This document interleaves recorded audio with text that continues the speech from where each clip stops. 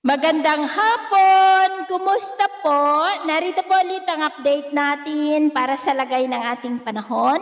Ngayong hapon po ng September 7, 2025. Sa ngayon po ay lumalayo na ang habagat sa kalupaan ng ating bansa dahil hinihilan na po ng dating bagyong Lani habang patungo po ito sa China. Nagbabanta na po yan na mag-landfall hanggang bukas.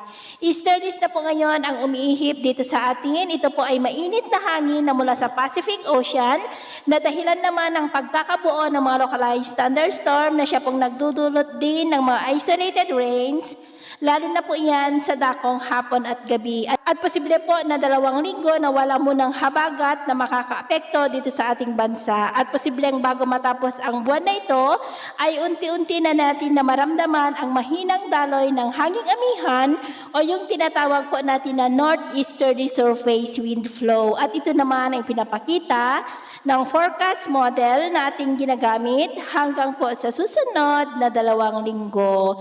At sa lagay ng ating panahon ngayong hapon dahil sa mga localized thunderstorm ay maulap pa rin ang kalangitan na may mga pulo-pulo na mga pag-uulan sa ilang bahagi ng Cagayan Valley, Cordillera, La Union, Central Luzon, Quezon, Cavite, Mimaropa, Catanduanes, Panay Island, Negros, Cebu, Bohol, Leyte, sa mga provinces, Zamboanga Peninsula, Northern Mindanao, Caraga, Davao Region at Sorsogon. At mamayang gabi, may mga isolated rains pa rin sa ilang bahagi na ating bansa kaya mag-ingat po tayo sa mga banta pa rin ng mapagbaha at pagguho ng lupa.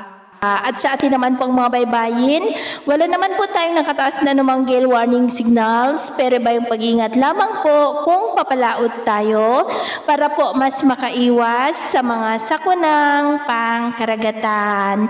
So ito lang latest update natin sa araw na ito. At ako pumili si James na nagsasabing sa kahit anong pagsubok po na darating sa ating buhay, huwag na huwag po tayong mawawalan ng pag-asa. Thank you and God bless!